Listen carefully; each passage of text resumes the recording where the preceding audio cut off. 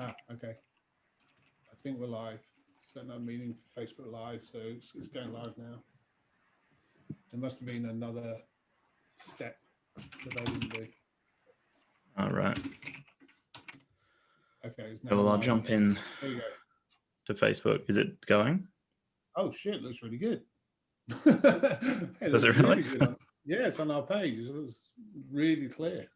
Oh yeah, nice.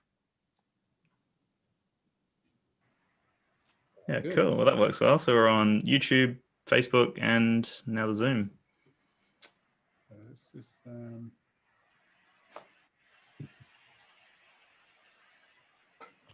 And you're recording, I can see on your end, just in case anything goes wrong. stick a background on, and then I might just go sort Chase out and come back. Cool. No worries. Cool. Alrighty, I'm gonna go and sort her out because she's been on a 12-hour shift and is not going to be happy from the cook. So let me go cook for her. That's fine, man. Alrighty. Thank you for setting that up.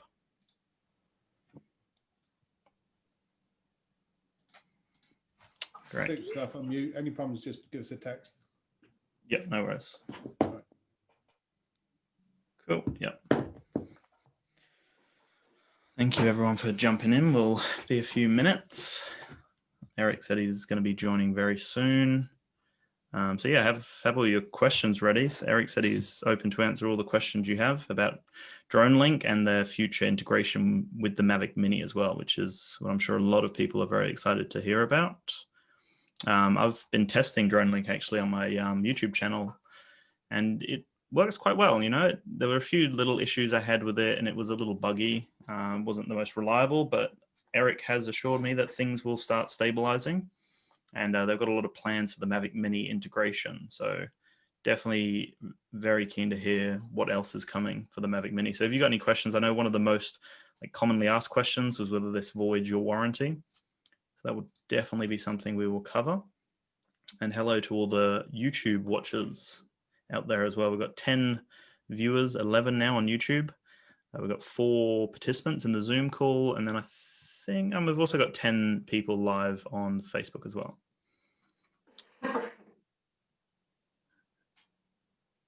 Hey, Raymond and Matt, who just commented, hello from across the ditch. Hello, guys. Hey, thank you so much for tuning in on Facebook. It worked really well. We're all ready to go, which is exciting. This is something we wanted to set up for the last event. So this has been a work in progress, but it all seems to be working really nicely. So let us know if we have any issues, if you can't see us or hear us or whatever, and we'll fix that as we go. And we're just waiting now.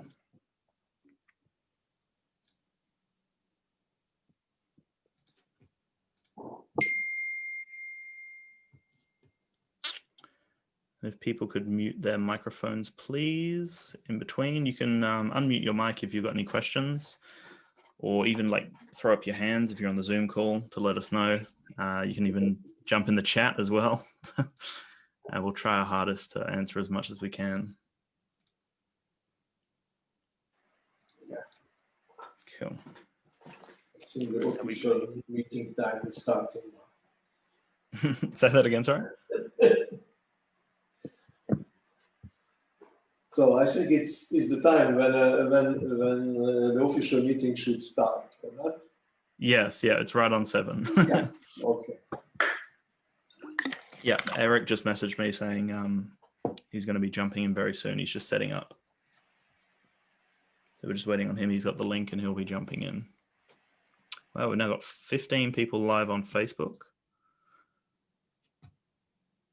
Hello, Jamie, over on YouTube as well. It's going to be very hard for me to manage all the different chats going on. We'll see how we go.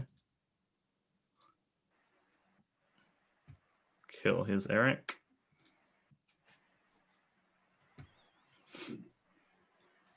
Good morning. Hello, Eric. How are you? I am semi-awake. Yeah, love the sarcasm. Sorry that it's such an early one, man. We definitely need to look into that for future events. No, all good. Really late. Appreciate you coming, though.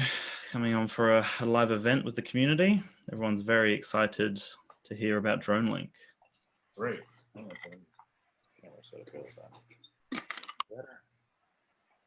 So I've basically done a introduction before you jumped in, and then that will be trimmed off when I edit the YouTube video. But yeah, we've just basically got it live streaming on YouTube and on the Mavic Mini Australia Facebook group. So I'll try to keep on top of that as well. If we've got any questions coming in. So this is kind of your show. So I'm happy to do a quick introduction, and I can take this however you want to go. I know you had some initial questions that you guys had about why Dronelink versus some of the others. There's concerns about the warranty. There's concerns about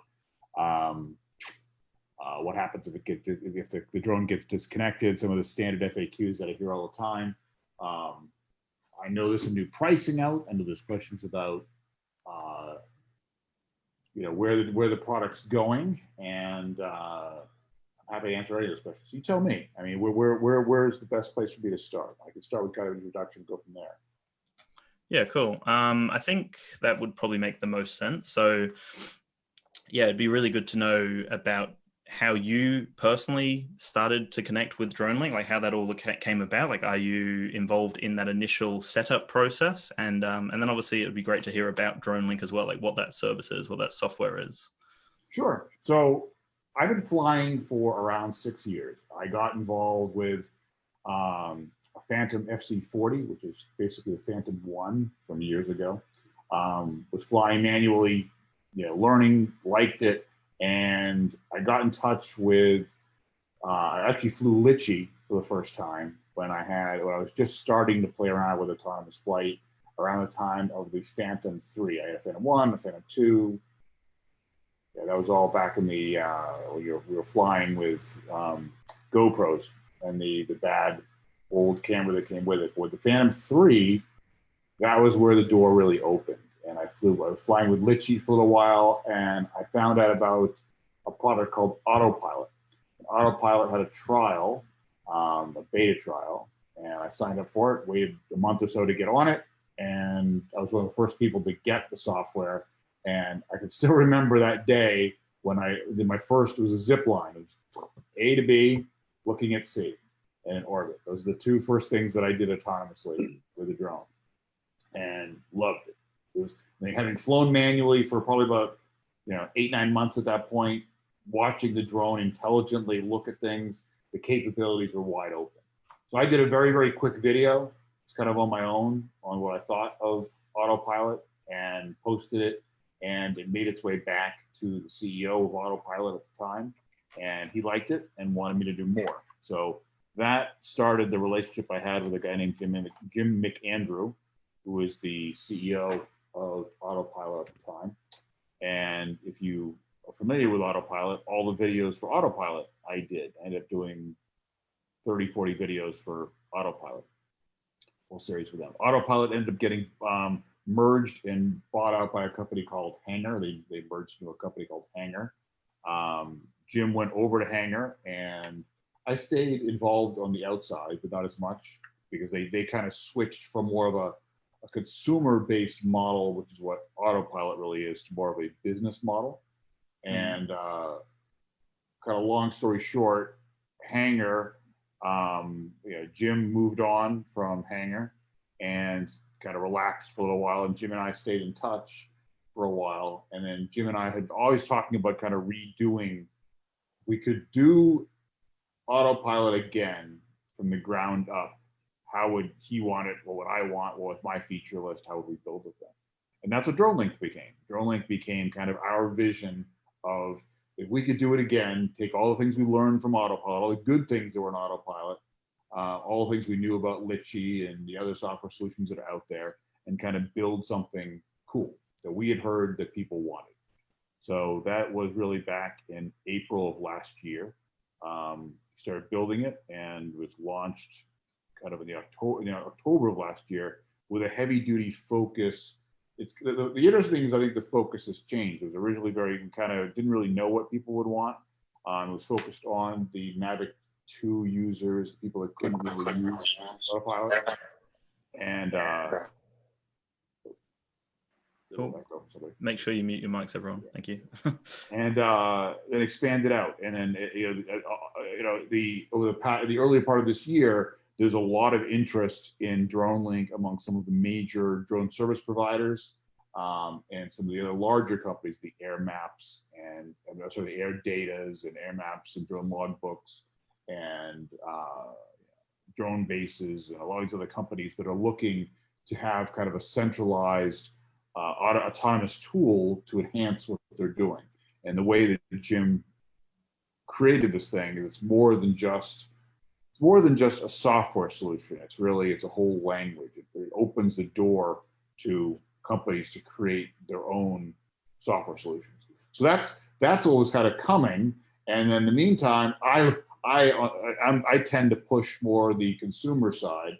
We found out about the kind of the decision by DJI with the Mavic Mini that it wasn't going to support waypoints or the way it was going to come out, but the way that Jim programmed Dronelink, it became, and this is kind of a month or so ago, it became uniquely the only software solution that would support waypoints and orbits and all the things that Dronelink did for the Mini, for both iOS and for Android. I know there's a red waypoint, there's a couple other solutions out there that sort of do it, but at the power that Dronelink does it, it became very unique and it kind of took off from there. So it kind of, if you look at our sale, it's kind of interesting. We have all these kind of smattering of Mavic 2 Inspire users, then a bunch of enterprise users, and then it kind of flattened out for a while. And then the Mavic 2, the Mavic Mini thing hits, and it's just a spike worldwide. We've had this huge amount of interest. So the great thing is for us is now it's pushed me and pushed Jim to start developing more. So we'll see. That's the new pricing that came out. That's the new feature set that's coming out. That's the new enhancement that's coming out. Yeah, with more things to come. So that was a long intro, but hopefully that helps kind of set the stage for so I've been, it was a long answer to basically say I've been involved with Jim for almost 5-6 years right now, flying with him. Yeah. No, that's great. Thank you for, the context behind everything. I was really curious about how it all kind of came about and what your big why was, which you gave to us. You gave us why you guys started this, and you wanted to, I guess, fix that problem that you saw other software didn't offer the most comprehensive kind of offering of flight automation, which is great. I guess I'm really curious how Dronelink actually entered the market. Like, what did it look like when it first came into the market? I would say it looks pretty similar to the way it is now.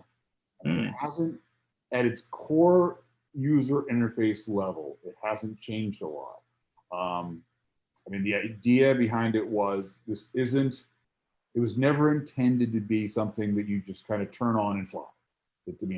Again, like, the feedback we got even from the autopilot days was that it's complex, hard to learn, there's a lot to do. We always pushed back and said, that's because it does a lot. It's not intended to be something, it's not a DJI Go or even a Litchi where you can just kind of fire. You got to watch a couple of videos. You got to learn a little bit. You got to read a little bit. You understand the logic of how it was put together and why it was put together that way.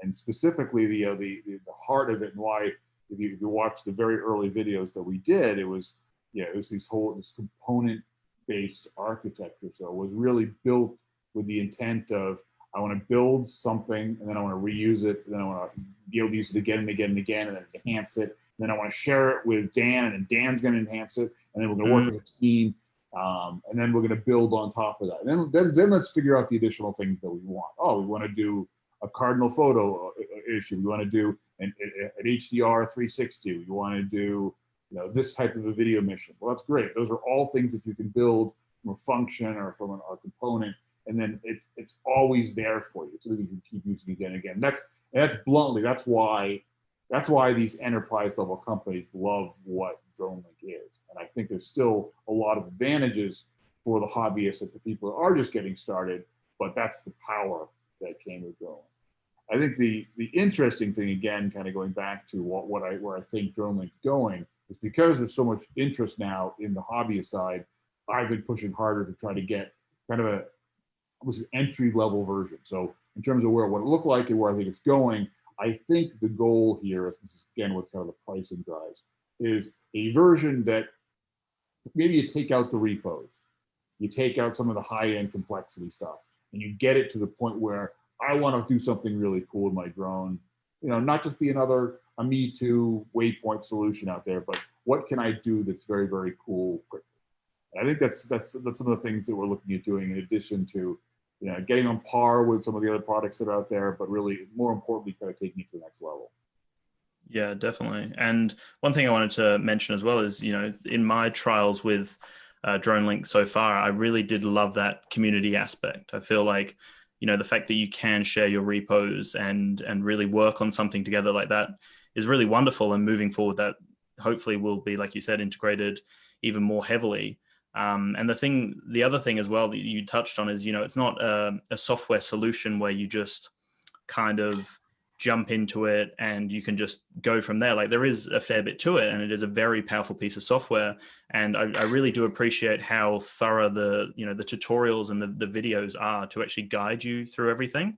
So yeah, that was something that personally, just on, you know, like a consumer level, to jump into it and kind of go, wow, that you can do so much with this thing. Like, where do I start here? And then, you know, to be guided through those videos, I thought that was a really nice touch.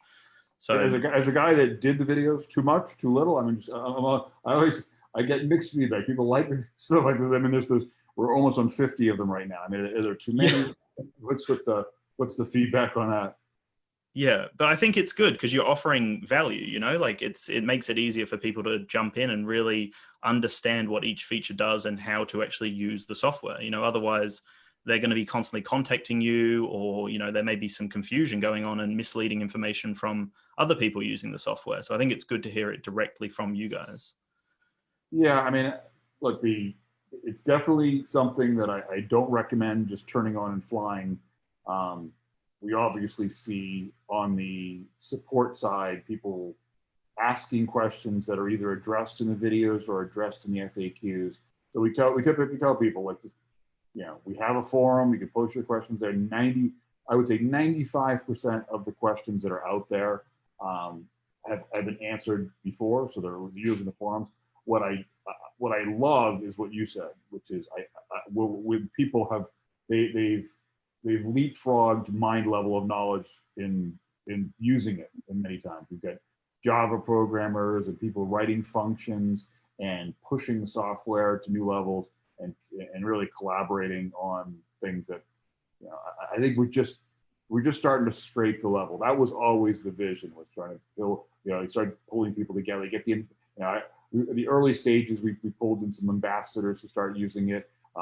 There's a user group set up by Gary and Eric that they do a really nice job of kind of talking through, and they help out a lot in driving people to use the product and help people how to use it. But again, seeing very, very sharp people that are programmers and drone pilots start to push it is, I think, what it excites me. It excites Jim too. Yeah, no, that's really great. So I think, you know, the most common question that we've had is about warranty. Now, would you be able to talk a little bit on how that works if you're using Dronelink? So I think the answer is relatively simple on it. I mean, somewhere along the line in the forums, there's this comments that were made that using third-party software, and it's not just Dronelink, it's Litchi, it's drone, you know, drone deploy, it's every other piece of software that's out there. The comment is, if you use it, your warranty is immediately void. And that's just simply not true. I can't say it in either way. It's not true. We are working very aggressively with DJI. Jim just spoke at an event with DJI at Airworks.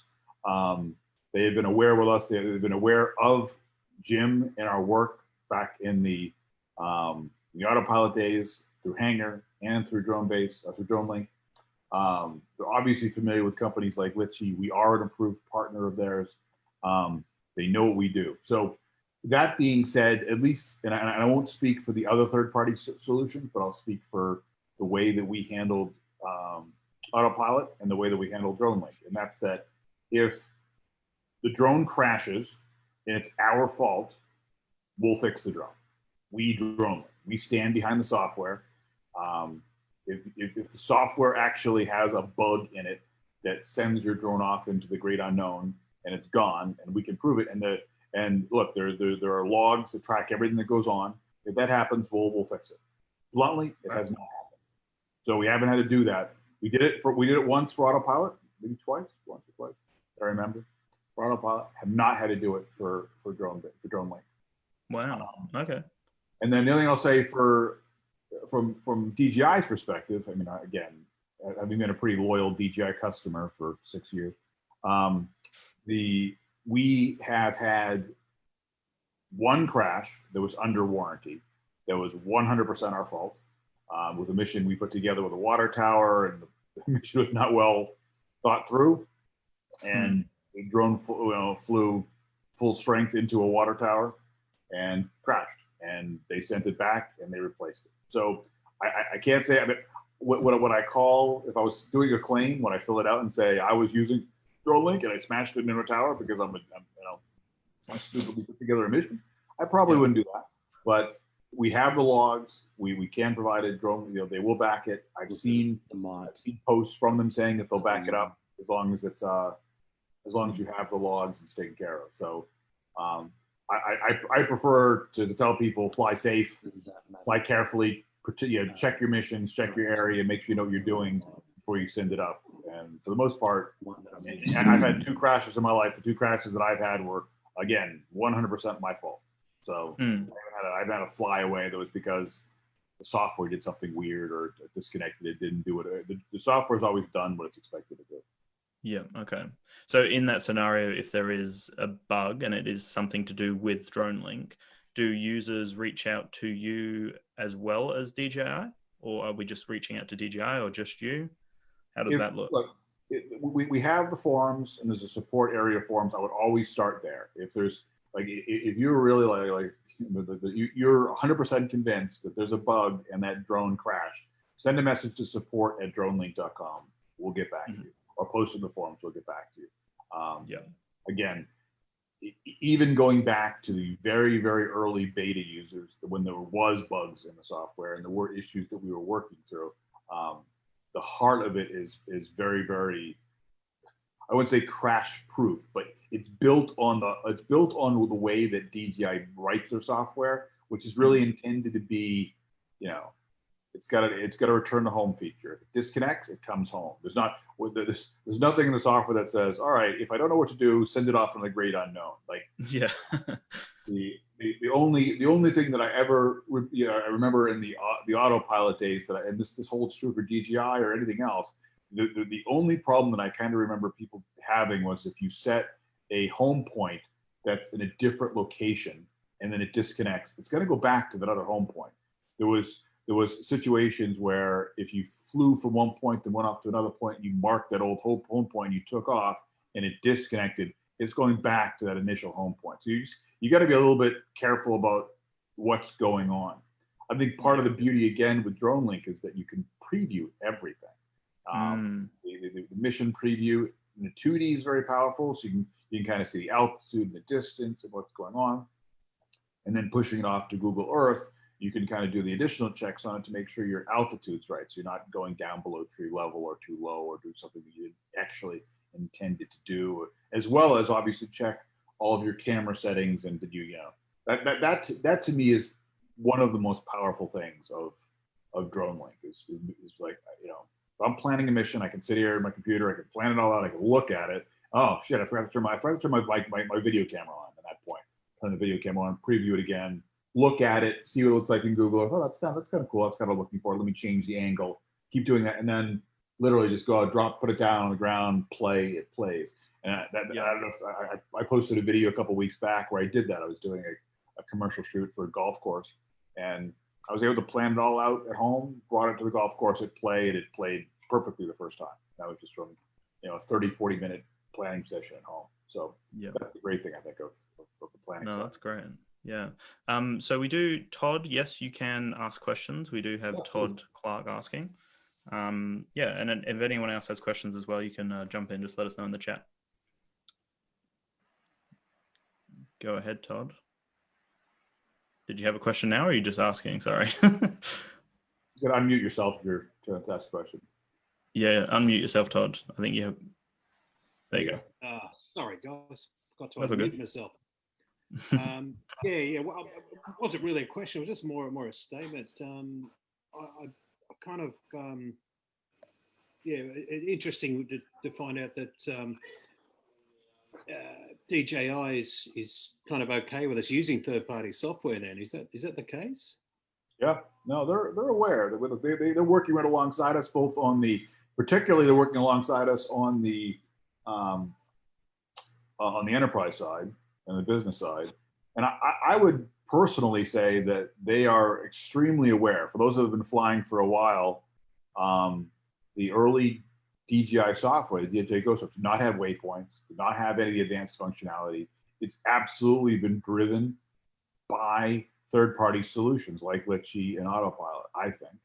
I mean, I've been a long time, Apple and Android, but Apple lately user. I used to jailbreak my phone, and I jailbreak my phone because I wanted functionality that Apple didn't do. And I think the jailbreakers drove Apple to create folders and create additional functionality that the software didn't have.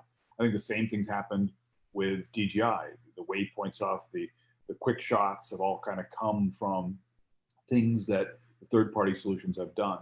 So again, there's not a ton of these third-party solutions out there, but the one, and obviously you don't want to send up, $500 or $1,500 or a $6,000 drone up in the air with some kid working out of his basement that's experimenting with the software. But I stand behind the dev team on Dronelink. He's bluntly one of the sharpest guys I know. Very well respected by DJI and the community as somebody who knows the software and can build it. So DJI is very, very aware. I guess that was the best way to put it. That's great. Look, the one thing I would say is, look, I'm from an IT background myself, and I kind of find Dronelink terrific the way it's structured. It's incredibly powerful. If anybody's concerned about using it, like Eric said, I'd get online, watch the videos. They're so easy. Once you get the concepts of the components together in your head and how it all works, the drone goes where you program it to go. And it's easy. You can preview it. It's just such a powerful piece of software, and it's incredible. And it turns the Mini into, which is a great drone, turns it into a beast of a drone. It's absolutely fantastic. So thanks, Eric. Thanks for all your work. We really appreciate it.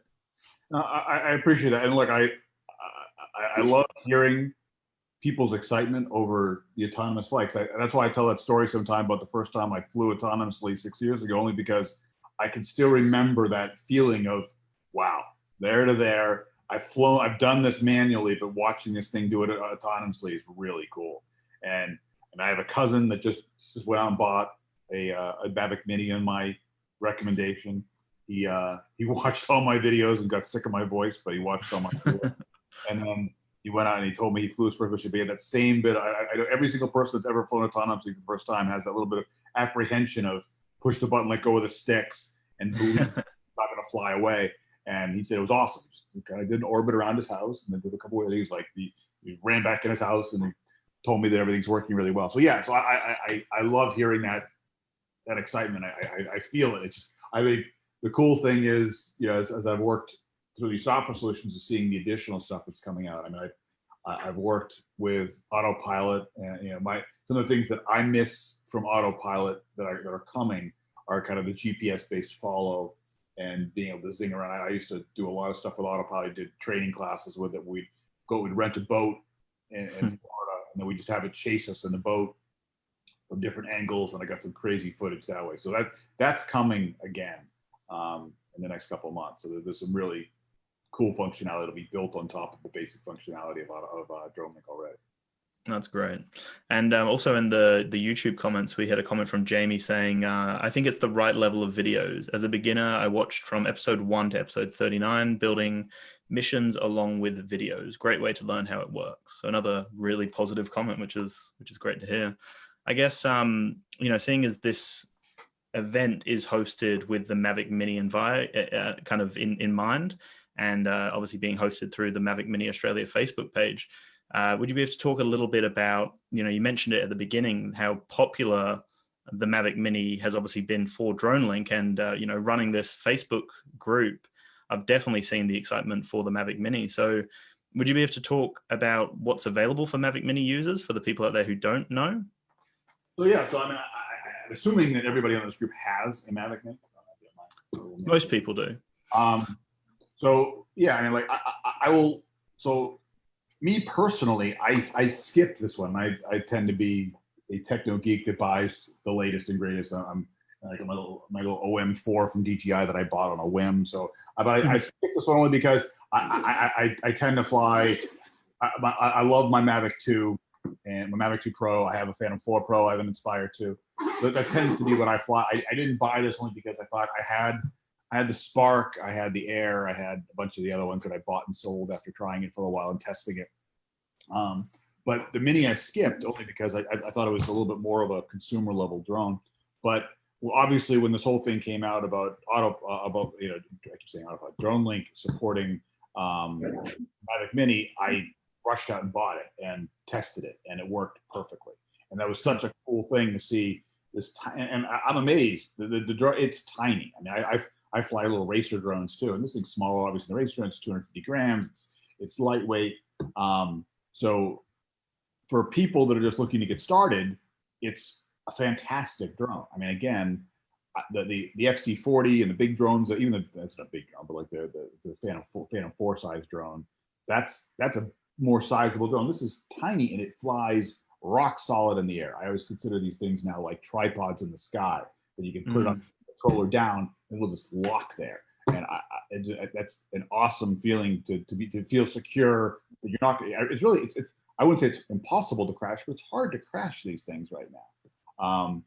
From an autonomous software perspective, I do think, and I'll speak using words that I've heard from other people that I like, which is I think that Dronelink opens the door to a whole bunch of other functionality that DJI and DJI Fly does not currently have, which is great. I mean, I think that's the third-party software thing as a whole, is that if you're looking to do waypoints, have it fly from it, and I always recommend, somebody else told me, posted something I thought was really smart, which is learn to fly first. Don't jump right and don't buy it and then learn Dronelink. I would buy the drone, I'd fly it manually, I'd understand how to stop it. You need to know how to fly it back if you ever have problems with it. You want to make sure you know how to fly it back and understand the screen and DJI Go. So learn that, and then you can also start to appreciate what Dronelink does. If you just try to fly from A to B and look at C, try to do that with sticks. That's maybe change altitudes. That's 4 or 5 stick movements right there. You've got to keep on track of and look down and make sure you're not smashing your wires. And to have Dronelink do it all for you and see it in Google Earth is really fun. So so yeah, I think to kind of get back to your question, I think the reason why. There's a couple things that I think I found have been interesting about from the Mavic Mini perspective that we've seen worldwide. One, obviously, it's a great price point.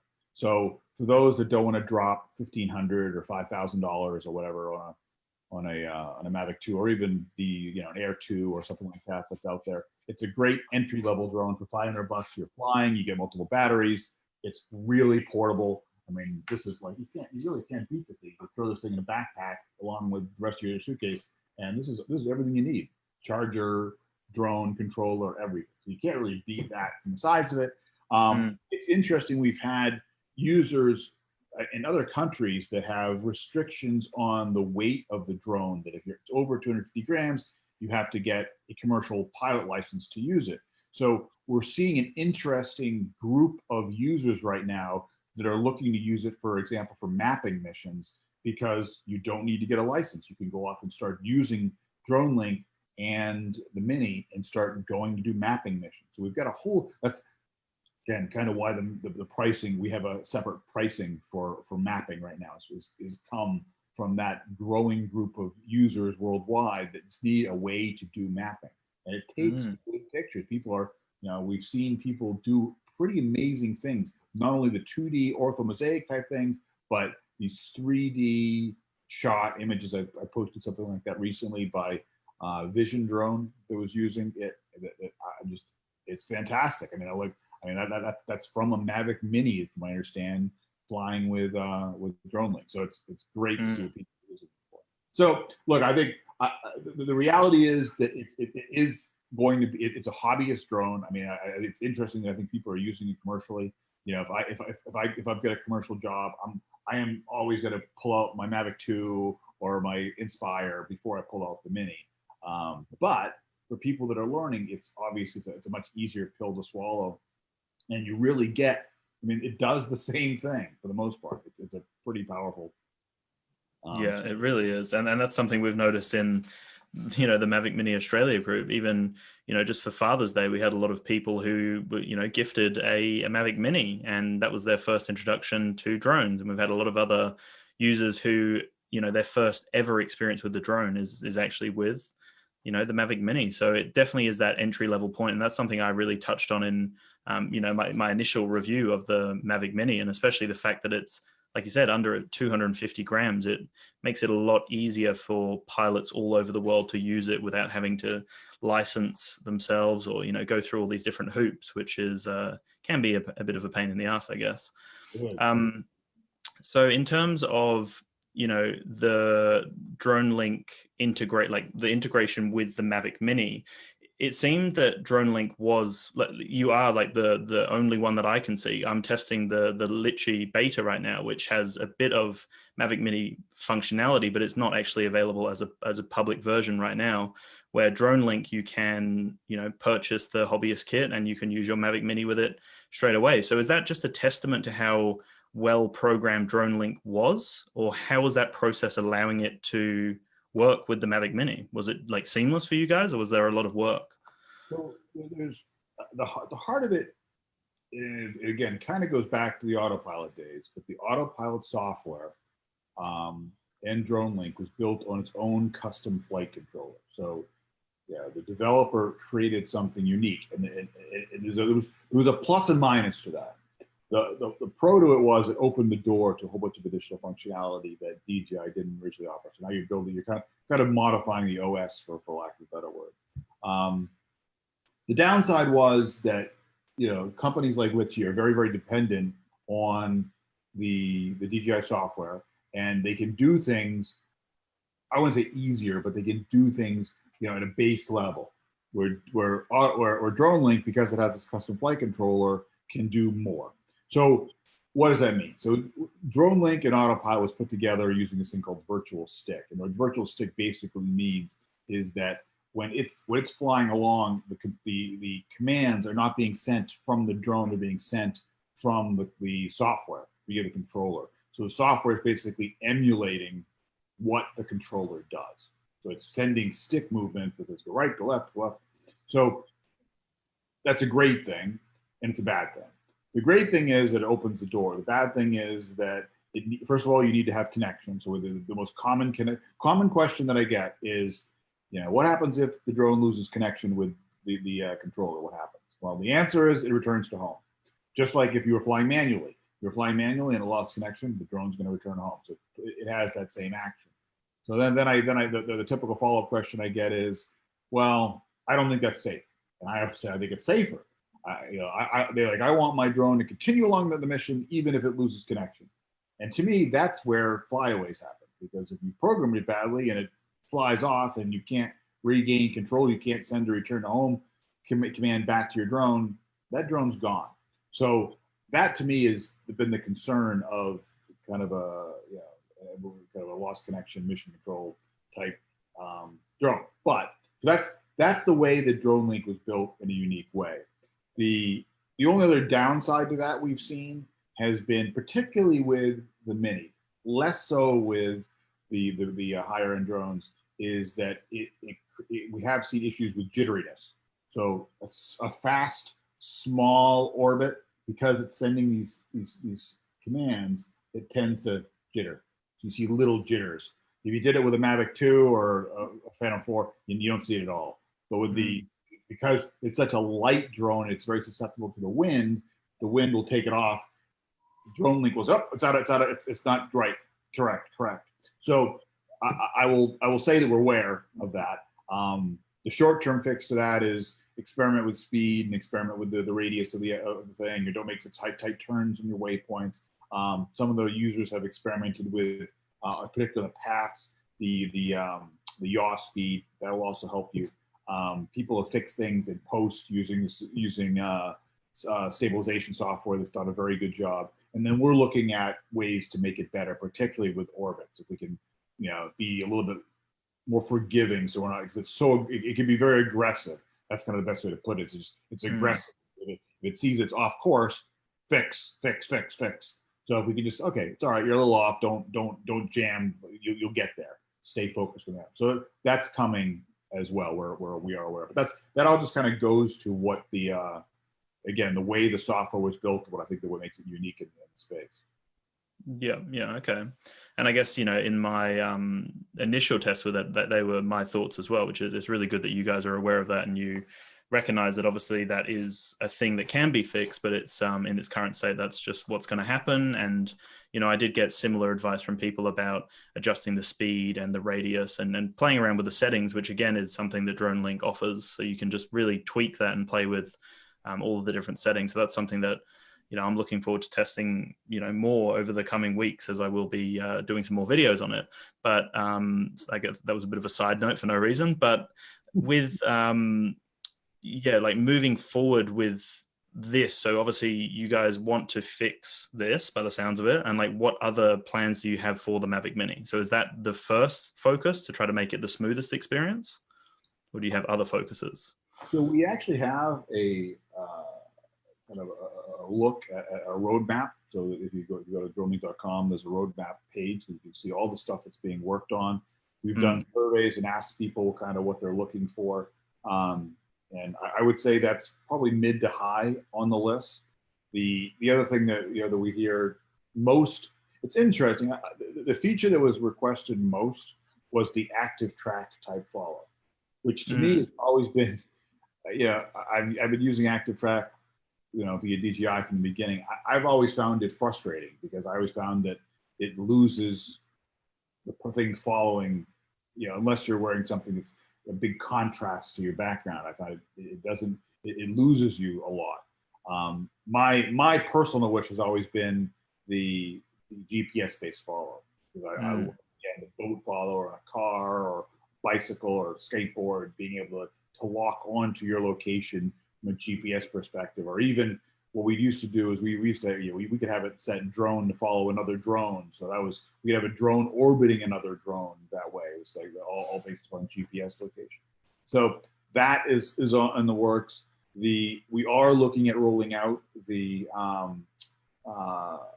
drone, basically the waypoints offline. I call them offline waypoints. I forget there's another term that Jim and I were just talking about yesterday that escapes me right now. But basically, it's allowing the drone to work off of the DJI flight controller, so it'll fly waypoints by itself, but that won't work on the Mini. So just to be clear, that's the reason why. I was kind of coming full circle on your other question.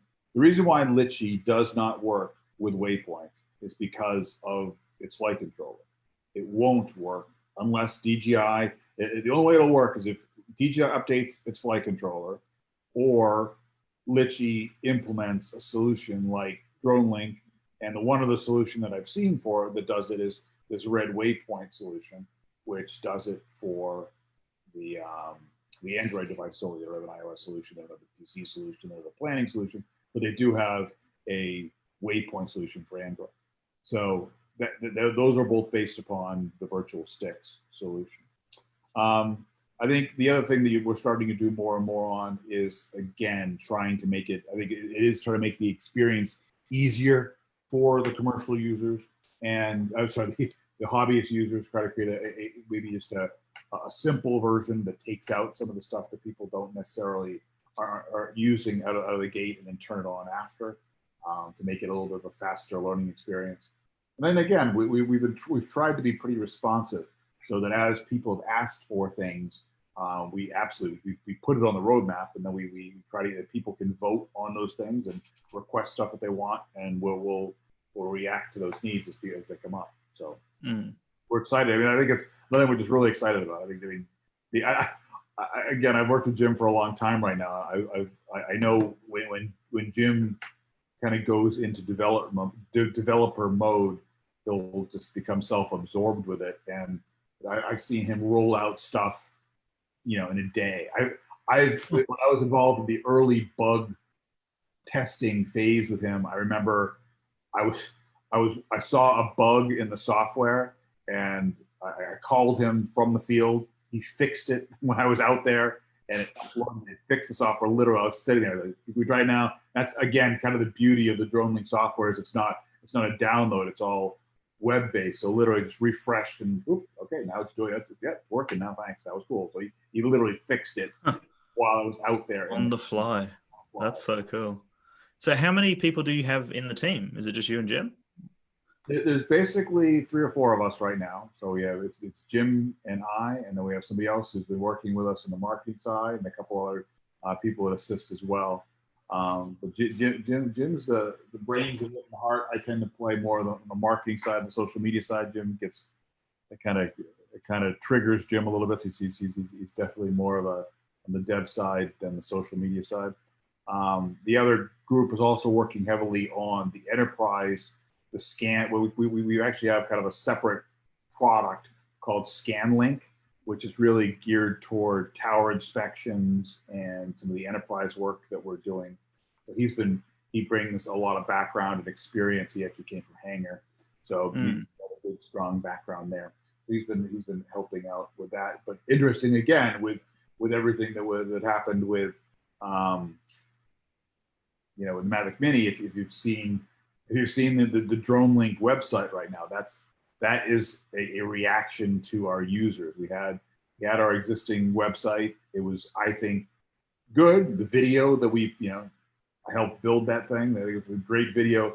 But again, our feedback was that it was too much. It was a little bit overwhelming for hobbyists, and it was, we looked at the heat maps of how people were interacting with the site. We thought it was a little bit too much, so we rolled out this new site a week or so ago, and it's got, I think, good reaction from people. Again, it's cleaner looking, and we're going to do that.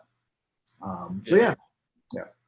Cool. Yeah. No, I noticed that change. And it's really great. I think that would make you guys stand out moving forward. The fact that you do listen so closely to what the community wants as well. I think that's really important from any level, and especially something, that people, are using quite expensive drones on your software, and the fact that they would feel heard is just fantastic. So like, what kind of features are you looking forward to moving forward? We've spoken a little bit about the Mavic Mini. Also, anyone in the comments who wants to ask any other questions, jump on in. But like, just you personally, Eric, like, what features are you looking forward to? You mentioned the follow modes for the Mavic Mini. Is there anything else that you can shed some light on for us? So I'll answer Todd's question here quickly. I saw something about the Mavic Air 2. So typically DJI will release an update to the SDK. Ideally, when they release the SDK, it's very quick for us to turn the software on if nothing's changed majorly, as it kind of was the case with the Mavic Mini. The SDK was updated, and we were testing it almost immediately after. Hopefully, that'll be the same thing with the Air 2. So, but it's really people always, when is it going to be supported? You ask DJI. We asked them. They're a tiny little company. So yeah, so they eventually respond, and they're working on it. Well, to your other question about kind of what I'm interested in, I always tell people the feature that I always really liked a lot was a feature called Focus, and it was GPS based focus.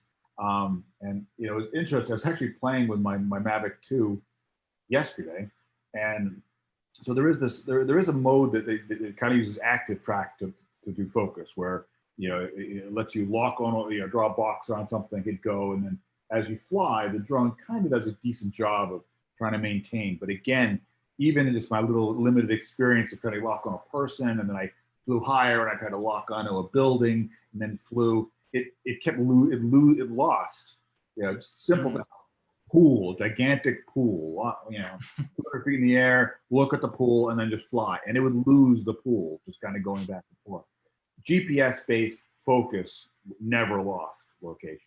The ability to lock on a location and altitude of that, and then literally just fly around, and the drone would yaw properly. Even with, it was the Inspire 2 is even better because it would yaw the camera and you could fly. But even with the Phantoms and the Mavics and the Minis, to have it just basically, it's a little different way to fly, but to have it look at something and fly and keep track of the thing, I think is it's a very, very useful functionality. I think the continual growth of from the community of enhanced functions. So again, we created some basic functions. So a path function, on the fly function, where you can you don't have to plan it at your PC. You can go out, you can fly to A, B, and C, mark those points, mark where you want the drone to look, and then boom, it'll fly. So that's cool. And then now you do an orbit on the fly function. Fly to the center, fly to the orbit, boom, it'll fly to the orbit. And then we started expanding on that. Like, what are the things that I need for some of the jobs? So that's a cardinal photo thing where it kind of flies 8 points or 16 points around an object. So those type of things. And then that was the beginning of it. And then I think then it becomes, what additional things can you do? I don't know if there was a video I did a while back on, it was called Droneception, which if you've ever seen those images where they take images here, and they stitch it together, and you kind of get that Inception movie video where the wall or the floor kind of comes up and the ground comes up. So we saw some incredible videos of people doing stuff like that. I love those. So we're talking about doing stuff like that. Actually, I created a function to allow people to do that.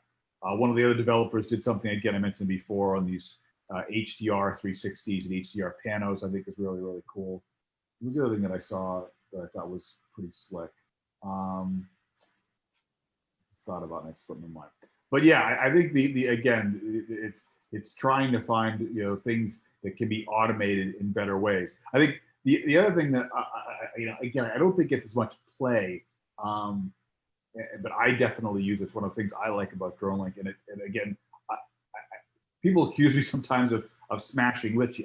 I really like Litchi. I've used it. I used it when Autopilot stopped supporting the Mavic 2 Pro. I used Litchi. That's because it was the only one out there that did it. I like the software.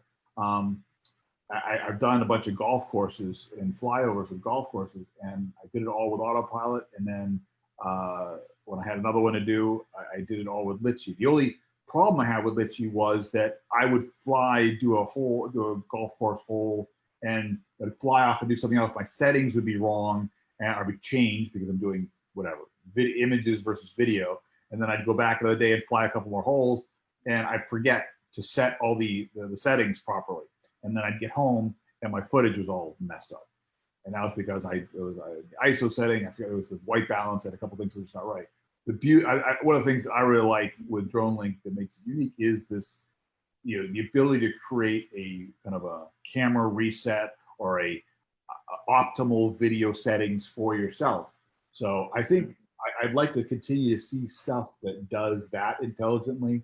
I saw an interesting post just recently trying to push again the Mavic Mini with its camera restrictions, but still allowing you to take advantage of the shutter speed and the aperture, like take intelligent photos based upon what it sees. I think you'll see more of that as well, kind of leading into some of the ScanLink stuff where it's actually not only just reacting to GPS location, but what it is seeing. Maybe not an active track thing, but based upon what it's seeing, adjusting to keep the tower or the person or whatever it is in view so you can build that thing. I think those are the other things that you'll continue to see more of. So a little more of that processing stuff, which will further require people to buy the top iPhone, Android device out there. That's the other.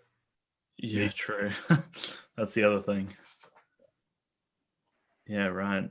And one thing as well is, through the Dronelink software, there's a lot of power within the components, and then you can also, code particular things as well. So does that mean that people out there who are, developers or have a bit of knowledge about code, can they go to the extent of, I don't know if this is a stupid question, but can they create something like a tracking mode, or is that something that Dronelink needs to approve or add in there? Like, how does that work if it is like an open source software? How much control do other developers have? So I say there's kind of two answers to that. There is programming at the function level. So familiar with what the functions are. We've had people build their own functions, and now it's kind of, you know, in our pricing structure, it kind of leans toward the elite user, people that understand Java, can program the functionality and deploy them. So there's that level.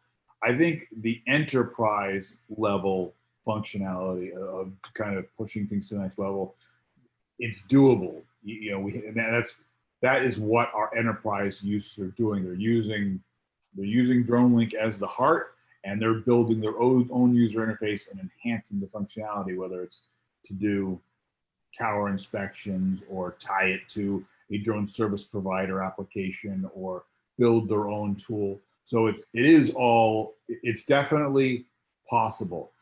Again, I'll speak again just quickly to my cousin is a strong programmer, and it was really great to see his reaction to the approach that Dronelink took, because although he's a new drone pilot, he immediately appreciated the way that it was built. He could immediately see the way that it was built in a way that even he, at the function level, could build, that he could get the next level. So, you know, I'm a programmer from years ago, but like the people that are really programmers, when they come back and say, you're doing it right, the people that are working together with Jim on the enterprise, they're telling him he's doing it right. So it's a trade-off of the complexity versus the open source of it, but it really is built with open source in mind.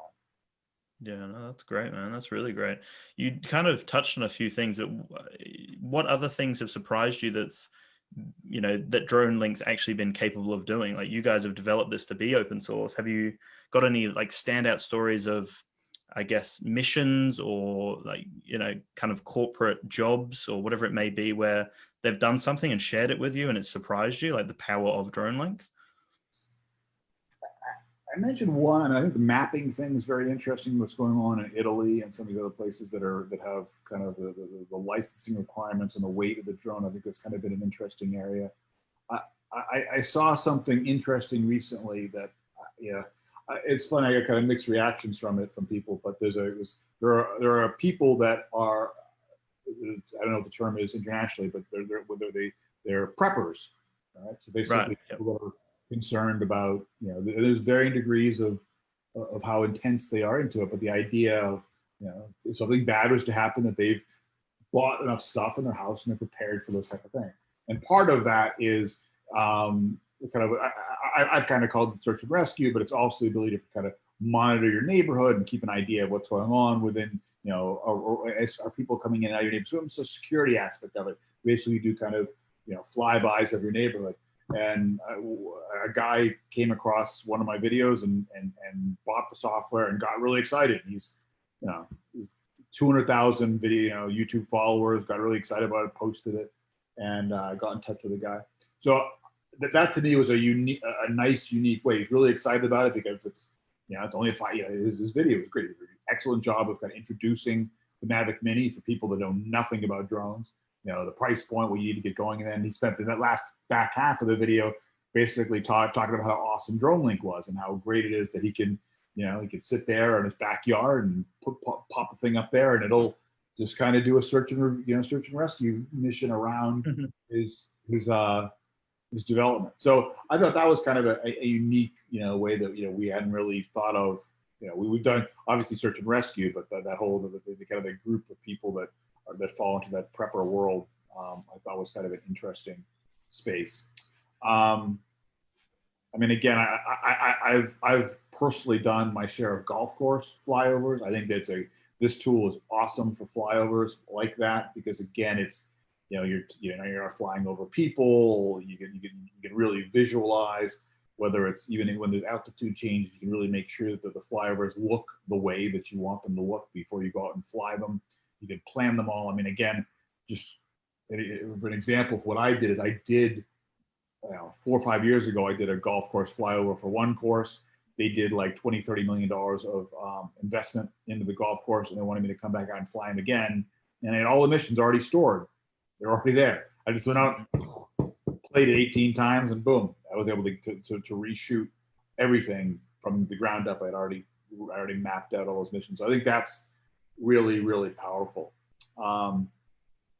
I certainly see some other use cases that I've heard from people. I think this I've mentioned it before, but these HDR 360s is this kind of a sub community of people that got really in, that are still very into that are publishing 360 and HDR images and trying to optimize, both with the higher end drones, but I think interestingly using the capabilities of the Mini, which is got camera limitations, but using Dronelink, they're finding ways to play with the shutter speed and and kind of create that HDR image, which I think is really, really slick. So again, just kind of pushing the limits of what you can do with the Mini.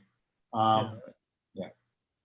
No, that's great. That's great. We have a few questions in here. So one question is there any way to search for functions or components created by the community? So I think they're asking about, I saw a few looking at the forum, but I wonder if there is an easier way. So in terms of finding other components or other functionalities.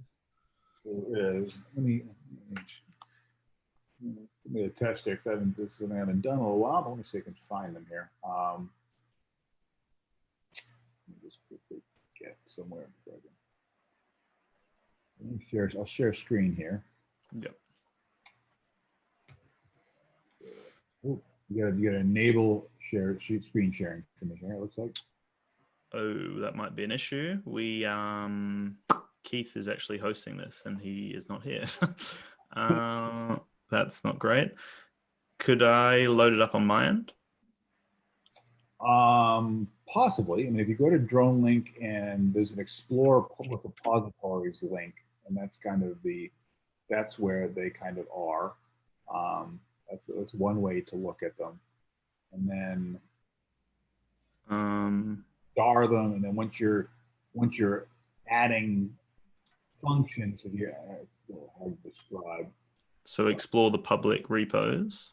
Yeah, explore the public repos. You'll see all the repos, both from Dronelink as well as other users that they have repos that they've made public, and then you can star them. And as you star them, and if you're building something and you add a new component, and then there's something that says include from repository, and then you can see all of it. You can search. I wish I could share. I could share it.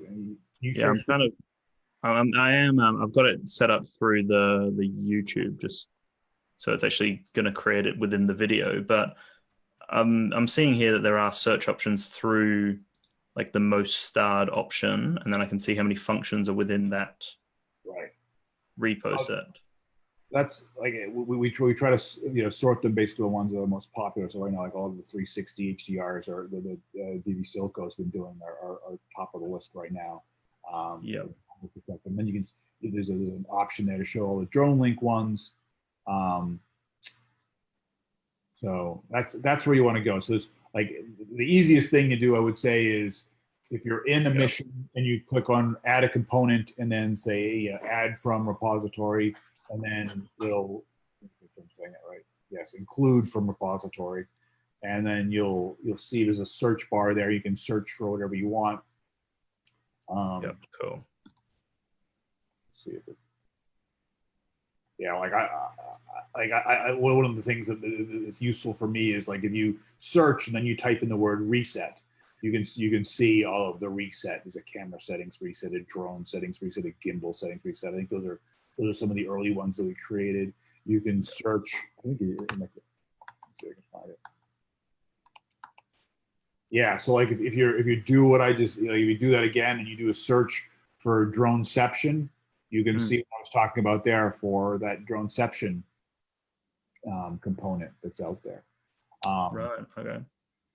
And then again, I really like the other thing that I'm hoping to see more of, although and I've started to see it, is if you're posting a mission, even like the forums, I love seeing people like, I'm trying to optimize this mission's not really the way that I want it to be. You can post the mission and let people go in and either change it or even just make it so it's kind of read only, so they can copy it into their own repo and modify it and share it back to you. So I think that's a really cool thing that I think we're just starting to scratch the surface of. I've seen the HDR guys do that, where they're just just learning, again, particularly with the Mini, they're learning what its capabilities are. And so I think that's kind of a fun thing to be able to do, is just you know, and again, I think it's one of these other things that makes Dronelink very unique, is that I can create a mission, I can share it, I can create a link off it, I can post it to a forum or a website or Facebook, and people could go in. I posted, it was kind of cool too. I did that video I was telling you about, where I kind of did that golf course video. I planned it, and then I flew it in the second video. I posted a link to that, and a good number of people downloaded it and pulled it into their own repo, which is kind of fun to see. So letting people see it. And again, obviously the kind of the nice thing about it is that even if you don't have a drone, or have a Mini, or you're thinking about buying a Mini, I still think the Dronelink's worth $20, because you can, the Google Earth type stuff is really slick. I mean, you can do these flyover. Jim and I, one weekend, you know, maybe 6-9 months ago, we rolled out the Google Earth integration, and we just picked locations: Washington D.C., the Statue of Liberty, this, you know, and we just did flyovers using Dronelink, sitting here in our offices, and created these incredible 3D videos. So I think the ability to I'm just kind of rambling here, but I'll give you just another thing that I thought was interesting of Dronelink was I had a job that I wanted, that I was kind of going back and forth a little bit with the client on.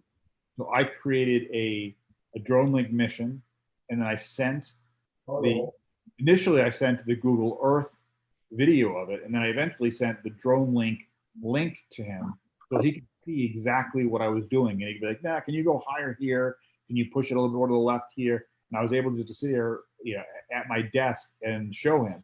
And the reality of it is, we could have actually done it in real time.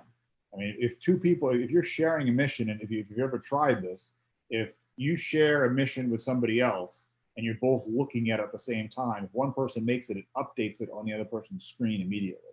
So it's kind of a really, it's always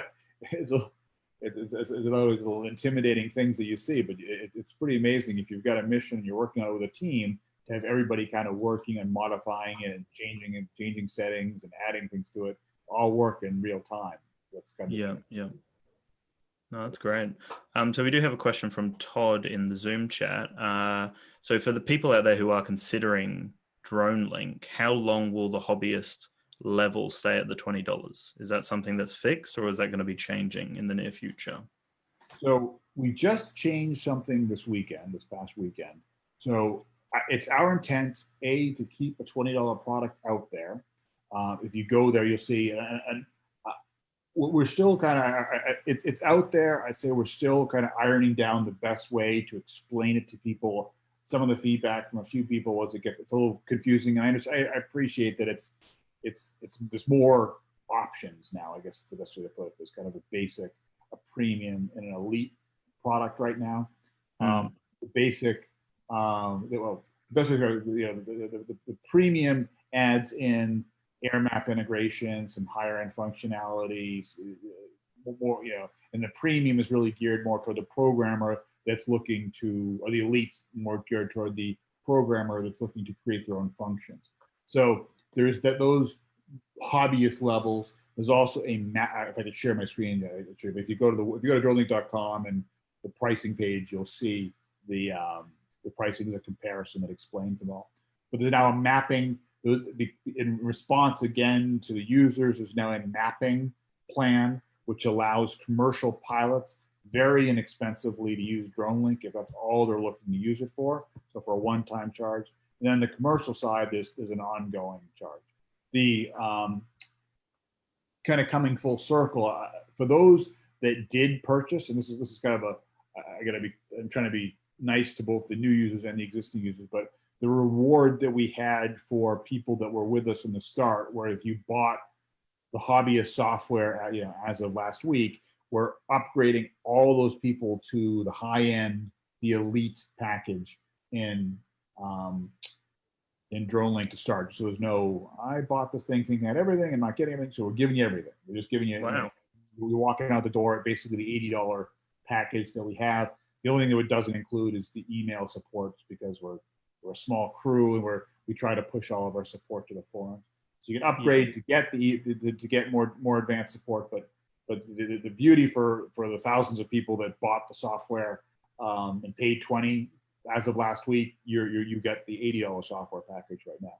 So Wow. that was kind of our nice little thank you to all of our users that's been pretty warmly received. And I think the good news is that I think the product is still very cheap.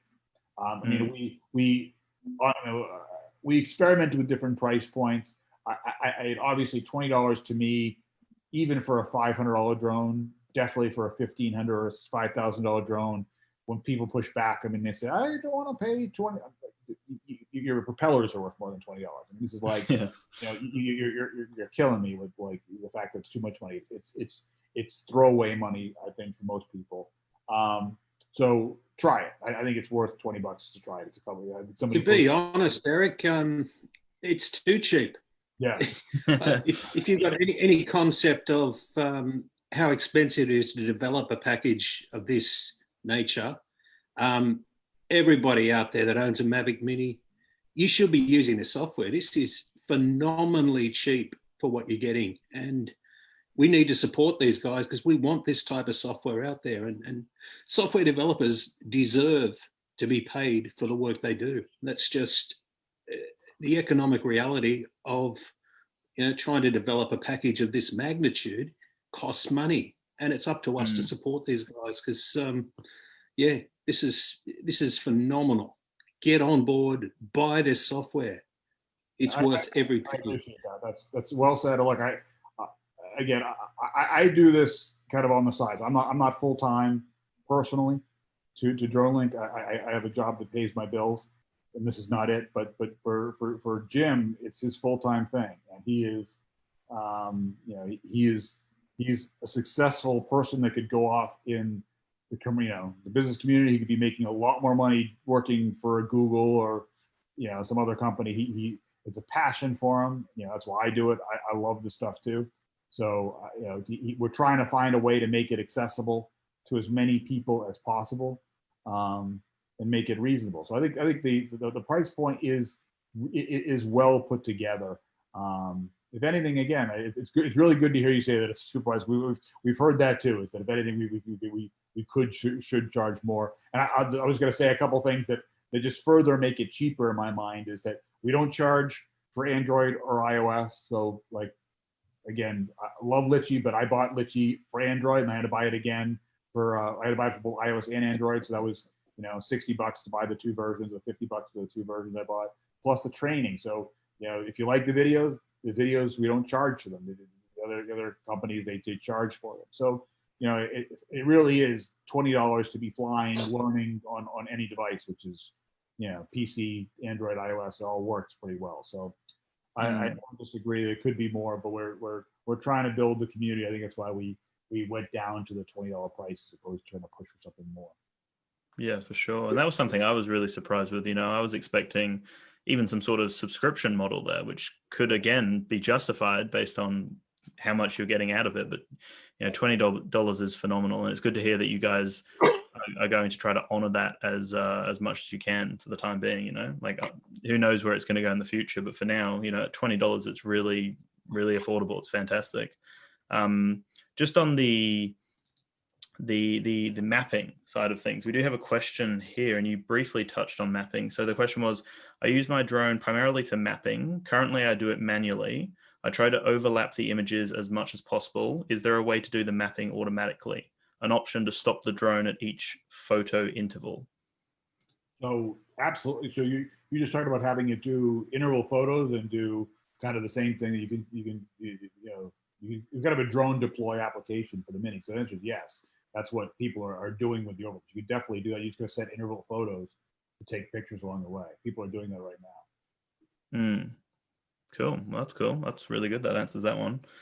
Jamie also said, the other one I saw from Gabor, which I think is a good question. It's something that we've had from the beginning, which is the quality of the map. So,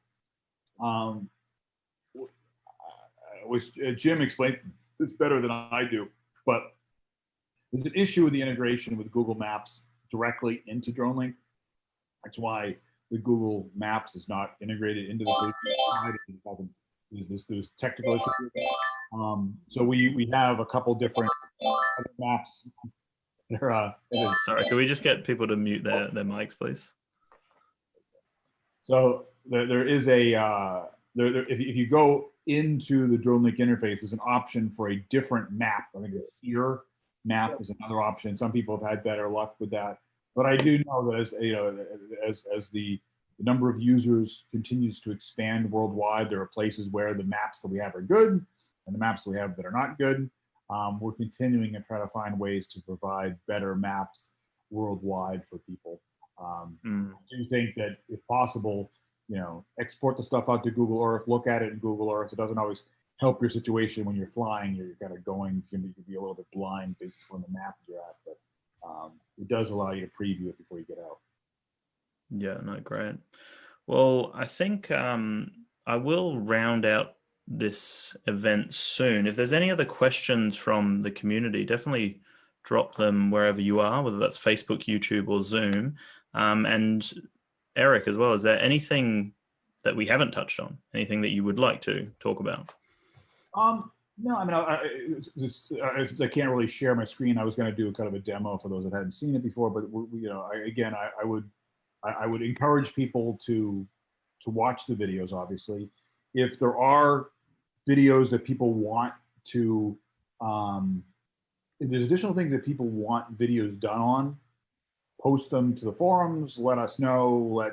I think that's great feedback for us. If there's something that I find it funny sometimes when people say, I can't. I need it start to finish. So I've done this a couple. I think I've done like 3 or 4 of them. Where I go, okay, start to finish. And it's time like I was on vacation. I was sitting on my in this little house we were at. I planned a mission, then walked out. I flew it, and I showed it kind of start to finish. So it seems like 80-90% of the people think it's exactly what they want. There's always the 5-10% of the people are like, can you show me like turning on the drone? Or I don't know what additional level of detail that I didn't show. But if there is things that people can do, I'm happy to do that. Then I think it's been a lot of fun for me right now have been to see the videos being done, not only obviously in English, but in German and French and Chinese. There's a lot of users right now that are picking up. I can't understand the ones that are being done in the foreign languages very well, but it's interesting to see the approaches that they're taking to walk people through, because I'm not saying my approach is 100% right. It's just kind of the way that my logic thinks through things. But if there is things that people want me to show or have the community show, I think the fun thing is that there's a lot of people, and I've learned this even as I've talked to users who have literally come to me just saying, how can I help? What can I do? So I love that, and to the point where if I could find more time, one of our users offered to do a user guide. So he's kind of done the initial write-up for a user guide. He's watched through all the videos, and he's been documenting kind of what I was babbling about in the videos into a PDF document. And then I want to try to take that, turn it into a wiki, and let other people kind of add to it, edit to it. So again, back to the community aspect of it, I think is really good. And then again, the videos that I've seen from people are excellent. If they're I think Eric and Gary have their videos have gotten progressively better. The one quick example I always think about is I have not got around to doing a video on restriction zones, which is kind of a really cool thing that was added, earlier this year. I just never got to doing the video, and Eric kind of beat me to the punch on it. He did a really nice video just kind of explaining how to create multi-level restriction zones and how it works. And for the most part, I feel even less incentive to do it right now, because if people ask me about it, I just point to his video. Does a nice job on it. Yeah, that's great.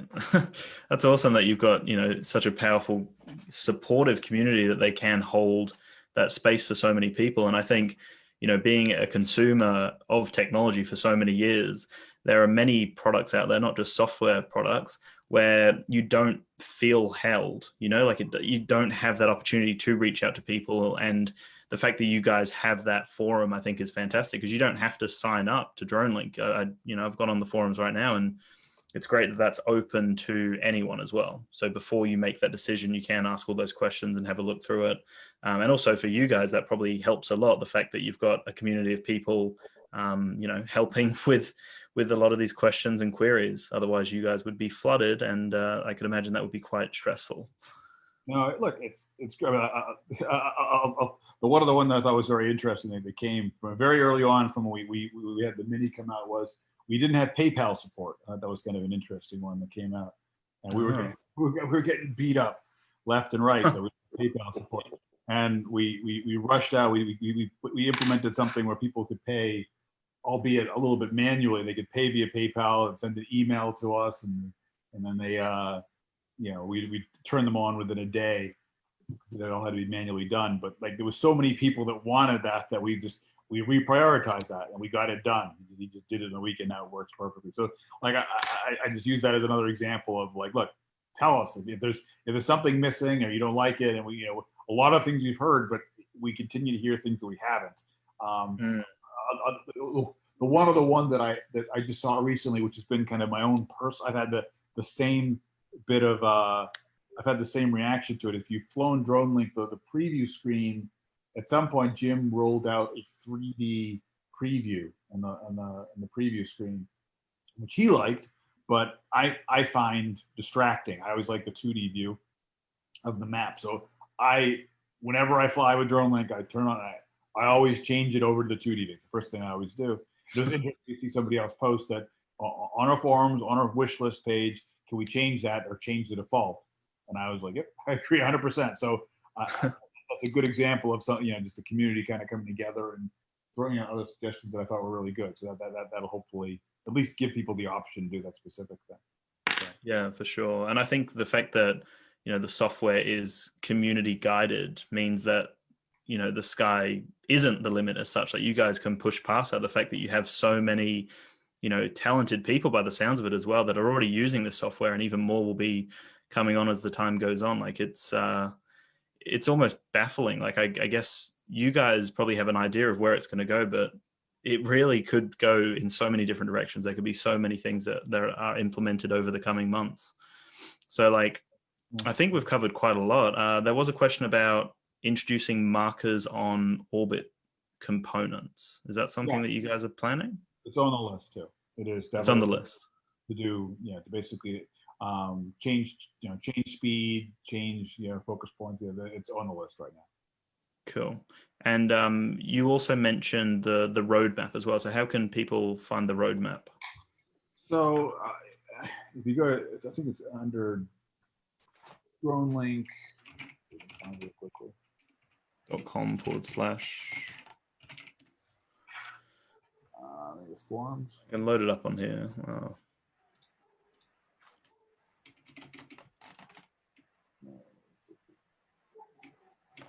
Yeah, so if you go to the forums, and there is a section there called feature requests, and then there's a pinned post to that called product roadmap.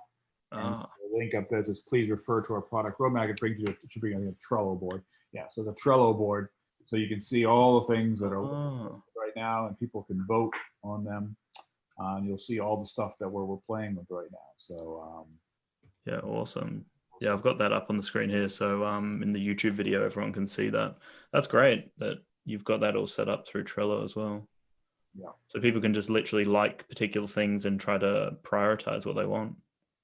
That's the idea. Yeah. So we really do try to listen to people, both, on the marketing side, on the pricing side, on the support side, as much as we can. I mean, I think, you said it. We're not a team of 50. I've always felt that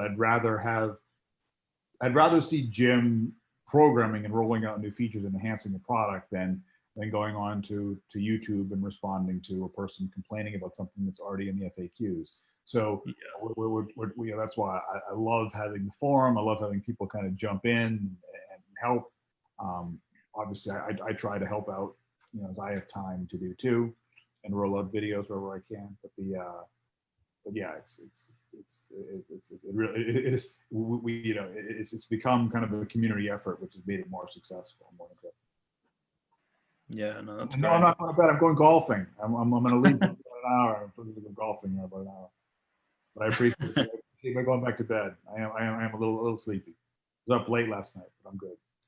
Plus a really early start. Yeah, really appreciate you coming along, man. It means a lot to all of us. Definitely, you've given us a lot of insight into where you guys are going, which is really, again, fantastic and refreshing to see a company that is so open. You know, a lot of companies can be quite closed off and it's behind closed doors and they work on it, and then when it comes out, there's the backlash. The fact that you guys are working with everyone is, again, really refreshing. So I appreciate that a lot. No, look, we appreciate you guys. I mean, like we really tried to be sensitive, even like Jim and I have talked pretty extensively, you know, as well as our team members, pretty extensively about, you know, okay, we roll out this new pricing. What's the backlash going to be? How can we best communicate it? How can we make sure people are comfortable with it? It was the decision. It was, you know, it was the decision. It was why the decision was made, just to take all the existing hobbyist users and just make them elite. Let's avoid that backlash right now. Let's keep everybody happy. Let's keep people jazzed about the software. I mean, to me, it really, I think our vision from the beginning, at least mine particularly, was I really wanted to have something that had thousands of users as opposed to a few hundred users. And there's arguments both ways, and we shifted, and I think we'll continue to go after the enterprise users, which interesting will probably pull on thousands of users in their own way. But you know, I am personally more of a I'm more of a professional user of the software as opposed to an enterprise user. I use it to do to fly. I like flying. I'm a hobbyist at heart. So I love talking to the hobbyists and finding new ways to do it, even as we continue to push things on the enterprise side. Yeah, awesome. Well, if there's nothing else from the community yourself, Eric, then I think we will end it there. Thank you again very much. No, thanks for hosting us. And again, go to the forums. Hope to see you guys post. I'd love to see more videos from people as they're starting to do it. For better or for worse. And again, I'd love to see people post the actual missions so that people can enhance them. I'd like to see more of that too. So continue to do that as well. Cool. Well, thank you for your time, and we'll be in touch for sure. Excited to hear what else is coming. Great, guys. Anthony, Todd, all you guys aboard. Good talking to you guys. Seeing you guys. We'll hopefully talk soon. Thanks. Cool. Thanks, man. Hey, guys. Bye. Great. Well, thank you, How everyone. cool was that, Dan? What was that, sorry? How cool was that? Yeah, that's so cool. It's really exciting to see. We have no idea what's going to come, but it's so powerful already. And I love their approach to business. It's refreshing. It really is. Yeah. I guess you think of Dronelink, they're very much like Apple. You don't realize the size of the teams they have to work on these immense projects. They're obviously a very small company, and they're getting so much achieved. It's so exciting going into that website and seeing what's new each time you log on. There seems to be something new every time. So they're spending a lot of resources, and guys, get on board. $20. My God, yeah, it's so cheap. It really is. It is, but it's clever also on their part. I mean, they're tapping the brain bank of all their users, which is wide and varied. It's brilliant, really. Yeah, absolutely. Yeah, it really is. Cool. Well, I'm going to head off, guys, but thank you so much for tuning in. We do actually have another event coming up in a few weeks, which I don't think we've posted just yet, but we'll be in touch about that one as well. It's not CASA, is it? No, we're still trying to get on that one. We're still trying. We haven't heard anything. It's frustrating. We will try our hardest, which contacting as many people as we can through CASA, but that's We're the plan. trying to figure out how to use Zoom, I think. Yeah, that's what I think the problem is at the moment. So hopefully we'll get there. I'm glad they're looking after our airways. Yes. That is still the plan. We are definitely still reaching out, but we haven't actually heard anything yet. We've reached out to a different contact. That is still the thing we're trying to push the hardest, because I think that's the the one we really need for the community. You know, it's a good resource to have if anyone has any questions about rules and regulations. So I assure you that's one we're really trying to push, but it's not that one, unfortunately, this month. We do have another event. Cool. Can you share that with us here, or is it? Yeah, for sure. It's Ken Heron, if you've heard of him. He's a YouTuber. He's done some very, very interesting drone videos. So yeah, it's I'll just drop the link in here. It's just in the Zoom there. So yeah, it's Ken Heron. He's done a lot of really interesting things. He's been around for a long time. And the thing about him is he's a fun personality. He's very energetic. So I think it will be a fun event. I don't know where we're going to go with it. If you guys have any ideas, love to hear. But yeah, we're just going to kind of go with that one. That sounds cool. Yeah, he's done some really interesting ones. Let me just have a quick look. Like a lot of comparisons with different drones. Yeah, so there'll be a lot in there. If you guys have any thoughts on where we could go with that, definitely let us know in the group. Cool. How do you have access to all these celebrities, Dan? Well, amazingly enough, it's because I run a podcast with my friend Metaminds, and it blows our mind still to this day. All it comes down to is asking. You know, we've had no one say no. People want to talk about themselves. People want to sell their service or their product. So, you know, as long as you go in and you tell them what we're all about and tell them about the community, most of the time we haven't had anyone say no, you know, so it surprises us. We were actually planning, Keith and I were sitting down and trying to figure out how to move forward with events, because we didn't have the CASA one, then we had this one, and we were trying to figure out moving forward what kind of events we could have, which again is a question to you guys, if you have any thoughts about the people we could reach out to. But yeah, as we were having that planning session, Keith messaged Ken and immediately got a response. And he was like, yeah, I'd love to come on. So again, it just comes down to asking. It really does. It's so powerful. And Yeah, look, once again, to new appreciate all the avenues, work so. you put behind the scenes, Dan. Oh, sorry. Say that again, Todd. Oh, I said once again, I'd like to thank you for all the work that you put in behind the scenes. I mean, this takes a lot of organisation to get one of these things up and running, and yeah, just immense appreciation. No, I really appreciate it, Todd. Thank you, everyone, for tuning in, and also thank you so much. You know, I haven't addressed it, but thank you for letting us know how much the Mavic Mini Australia community meant to you. You know, because we've decided to stay with that name and then open a separate Facebook account. And again, it just showed that this community means so much to so many Australians. And like a lot of you voiced to me, it was an opportunity for you to share, you know, what you appreciate about the Mavic Mini, or, you know, locations that you've flown to and people just really love seeing spots in Australia. So it became apparent, you know, very clear to me that this is a special community, and that I cannot change that. You know, like I had a whole plan moving forward, and that will still go ahead with the other group. But it spoke volumes, you know, the amount of people who reached out to me personally, the amount of people who commented. Yeah, it was just really clear to me how important this is. So thank you for everyone who actually spoke up and told me what you wanted out of this. Have you fixed I think the the issue Mini with the has got controls? so many people in the hobby. Sorry, two people were talking there. Sorry, mate. I'll shut up. I was just saying, have you fixed the issue with the controllers in the bloody image for the club? Oh, the controllers. No, Yeah. that was quite a process to get all of that done. I actually had a competition on Freelancer to get the banner design just for the Drone Owners Club. And the person was fantastic to work with, but, you know, it was a lot of back and forth, a lot of time spent really fleshing it out. So I think I'm going to stick with it for now, just because it was hours of me going back and forth trying to get the right thing set. But the Mavic Mini one was actually an additional thing. Like I wasn't going to get a banner designed like that. But yeah, in the end, I paid a little extra to get that additional one, just so it kind of felt a little bit more premium. But I'm obviously open to changing it in the future. The guy who designed it was really talented, and, you know, can help out with other things. So yeah, if you have any more feedback, that's something I'll add to the list to do later on as the group grows. Cool.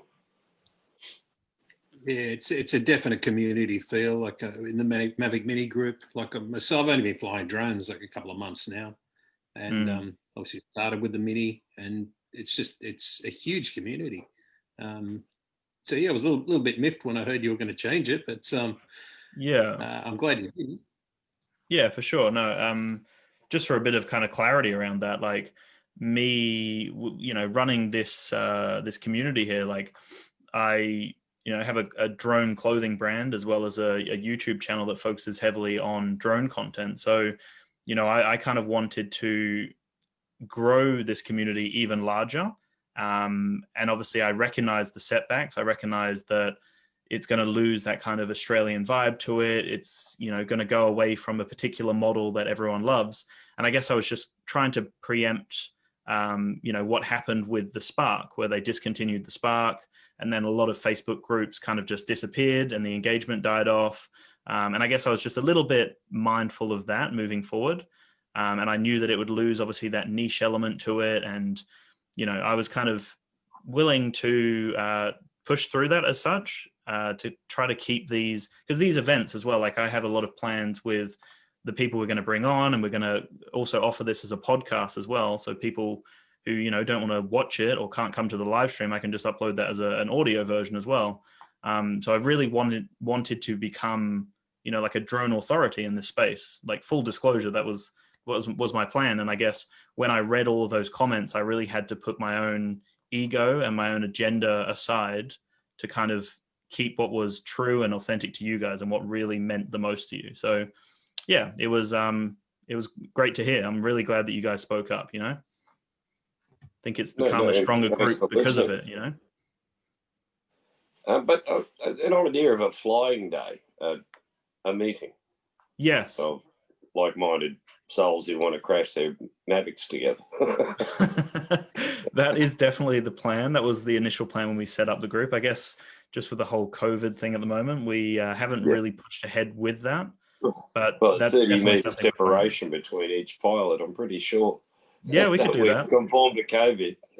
Yeah, we could definitely do that. That was honestly one of the initial plans, even before the events, even before we started organizing the events. We really wanted, like-minded people to meet up, and especially with the Mavic Mini being, I guess it's not just a beginner drone, like, anyone can use it, but a lot of people, this is their first drone. So I think having meetups where they can ask other people questions, I think is going to be really powerful moving forward. So actually that's something I did want to talk to people about, because I'm based in Brisbane, so I'm okay to, host a meetup in Brisbane, but also to open up other meetups, I would need to find some other people in different states or pockets around Australia who would be open to at least organizing it.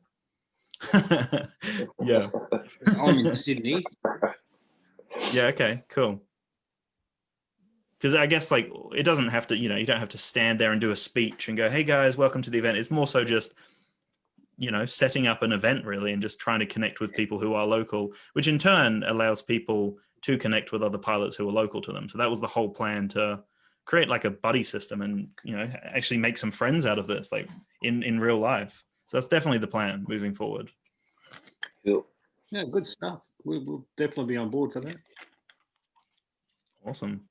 Do you guys have any other questions? Like, while we're here, any other questions about the group, or any concerns, or anything that you would like to see more of? You mentioned you do a podcast. Is that with Keith?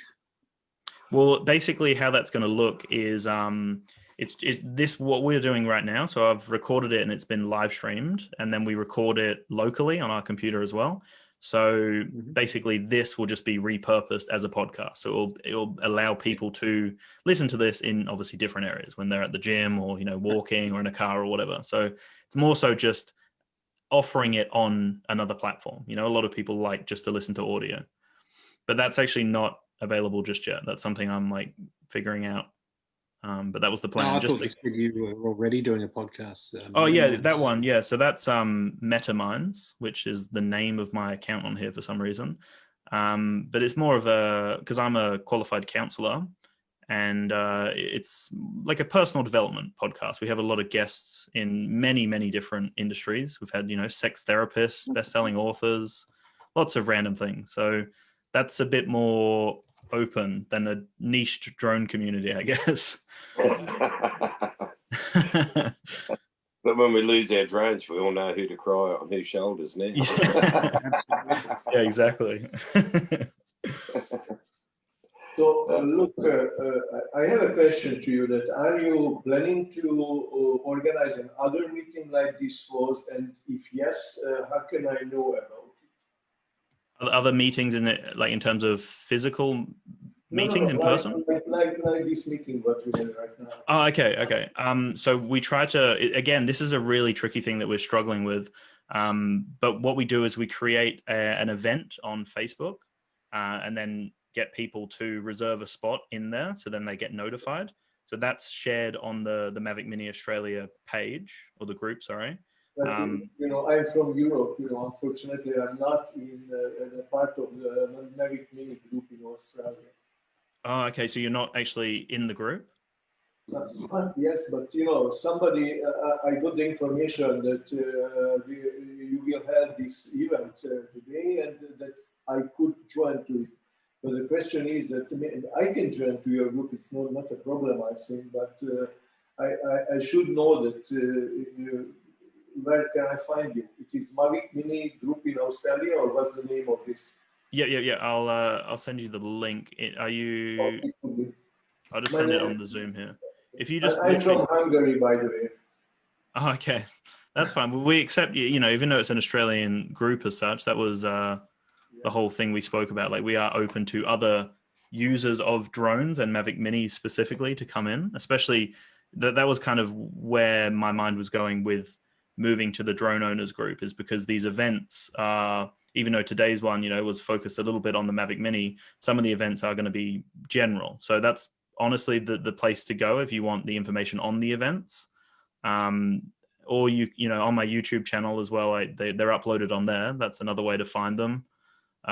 We try to make it available everywhere, but yeah, honestly, the group would be the best place to find it. You could send me a link where I can subscribe to your channel or to this Facebook group. It doesn't matter. Yeah, all good. In the chat. That I'm a rookie in this territory at all. That's why I was just chatting and trying to pick up the information, which could be interesting for me. Yeah, for sure. I just realized. Sorry. I accidentally shared the entire time I was sharing links. I was only sharing them privately to Todd for some reason. I don't know what happened there. There we go. Now it's shared with everyone, so you can. There's the Facebook group. Can you see that now? It's a popularity. Yeah. Yeah, that's what it is. I can't admit it, but well, I guess I have to. We're live now. And then I'll just post the other one. Yeah, so did you receive that link there? Did that pop up? Yes, I received it. Thank you. Yeah, cool. I got it twice. You got it twice. There you go. And put it on the group page as well, please. And then let me just share the YouTube channel in case you want to see them on there. Yeah, so that's probably the best ways to do it. But in terms of you guys seeing the events, because the biggest problem with trying to share it in the Mavic Mini Australia group is that because I'm trying to get traffic away from Facebook, we're trying to get it to Zoom or we're trying to get it to YouTube. Facebook doesn't like promoting that kind of content, of course. So that's why we have issues with people seeing the event. So if you guys have any other ideas of how we can let you guys know, that would be fantastic. An email this? Yeah, we can work on something. Yeah, because I've got in the newsletter, I try to send out the upcoming events with links to the event pages. And the event pages. So look, I just got an idea. Maybe I'm wrong. If you are organizing a meeting about the drones or the DJI drones, or about let me say the Dronelink, I think Dronelink has every user's email address, and you can send an email easily to this, or maybe you need to talk to Jim or Eric to get those email lists, or ask them to do that. And in that case, that I think much more people will receive your invitation. Yeah, for sure. It's through if anyone does want to, subscribe to the newsletter, again, that's something that I have shared in the group, but it just doesn't get exposure because I'm linking away from Facebook. But that seems to be the way I'm trying to build it. So people who and opt you in. also wanted to reach the people who are not just members of the only community, I mean subscribers of Dronelink, but as well as some others who are using Facebook or anything like that. And Yeah. so I understand that anyway, for the existing Dronelink partners, I think you could have an address list Yeah. from Dronelink itself. Yeah, for sure. I think Great job on that lychee review you did the other day too, Dan. That was awesome. Oh, thank you. Yeah, it's I tried to get them on actually for an event, but that'd be great. Well, they unfortunately said that their team is too small and they don't have the resources to do that. But let's see, now that Dronelink have come on, I wonder whether they will change their tone. Oh, absolutely, they will. So that will be interesting. They're roughly the same size, then they must be. Mm-hmm. But only if they let us rename them to Lychee. Is it lychee or lychee? That was something I just didn't know. I said that in the video. I watched a few videos before I do my reviews. If it's something I have to pronounce, I try to check, the proper pronunciation, and I just couldn't tell. Some people were saying lychee, some people were saying lychee, and when I looked at the logo, it does look like a lychee being peeled. So after the video, I was kind of like, well, maybe it is lychee, but I called it lychee. So who knows? Same for that, tomato. Lychee, it's Australian. Yeah. That's it. But no, we'll see. They might come on if you guys are interested in that one.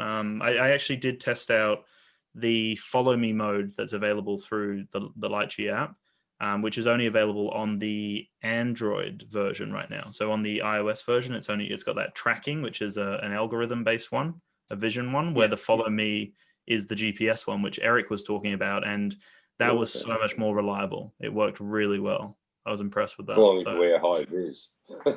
Yeah, because literally, I in the test I run through some trees, and I'm completely out of vision, and it tracks me the whole way through, and obviously the signal's fine, so it has no issues with that. And then I turn around, and it was great. So I would love to see them actually join us for an event, but we'll see what happens after this one goes up.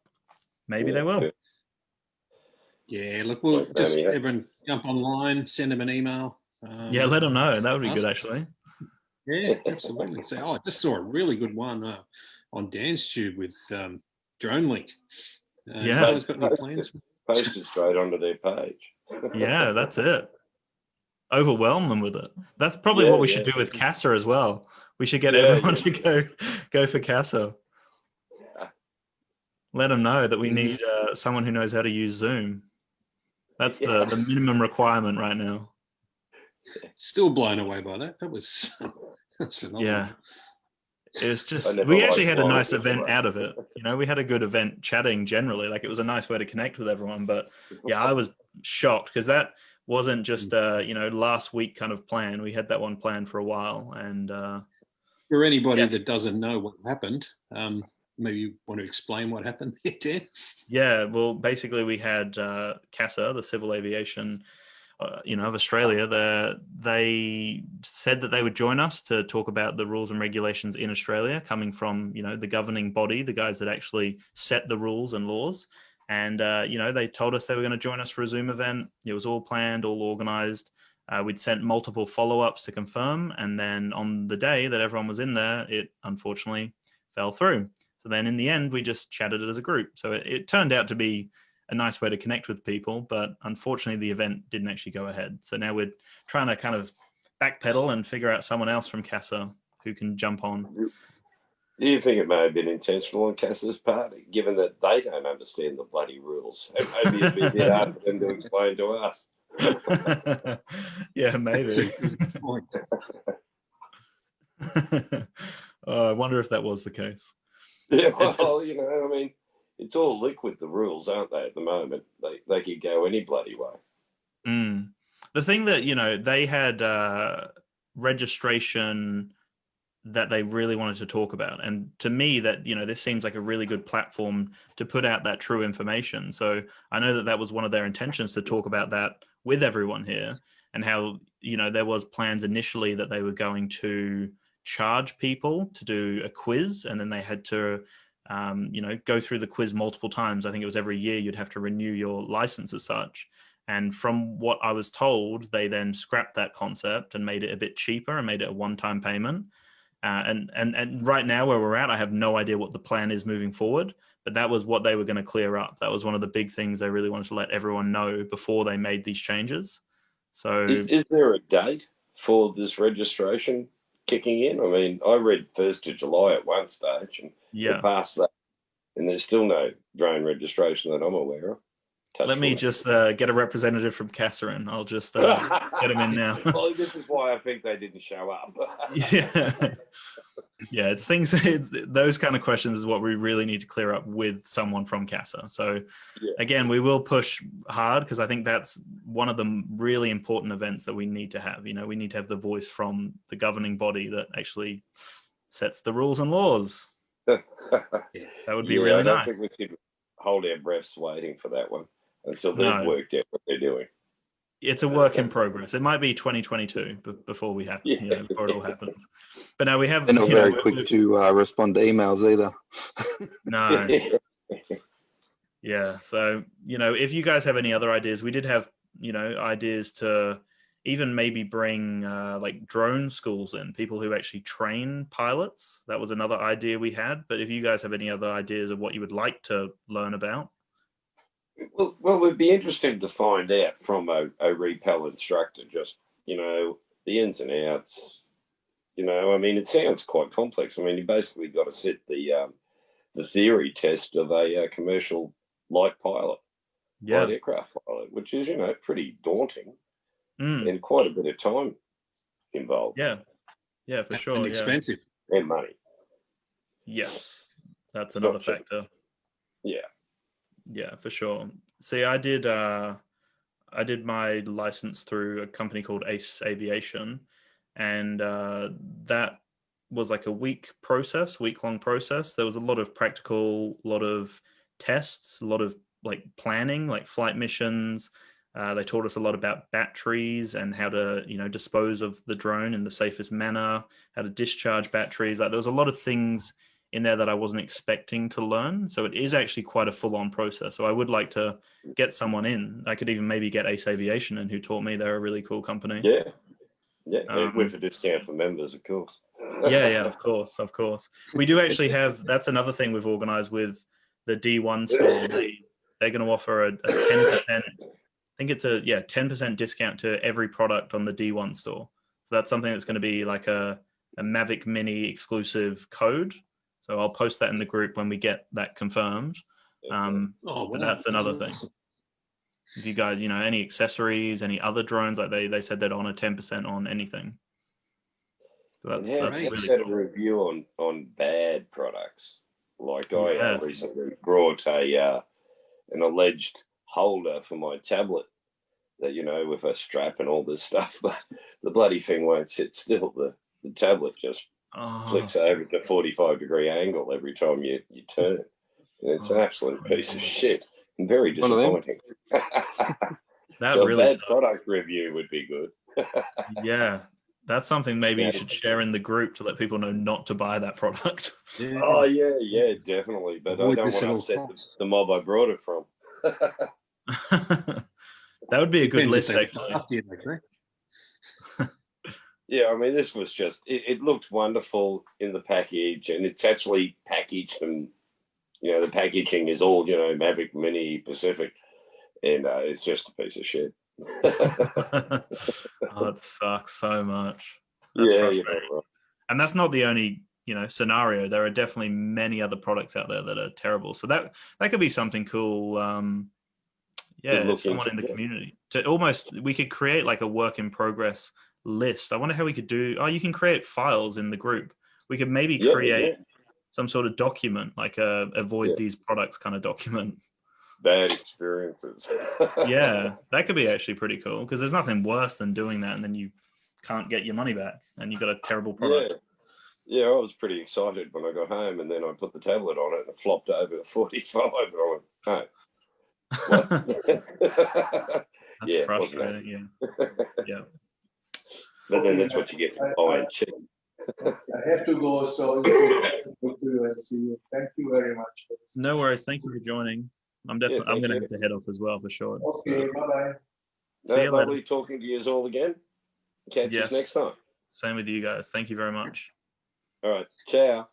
See you later. See you in the next one. For sure. Chat soon.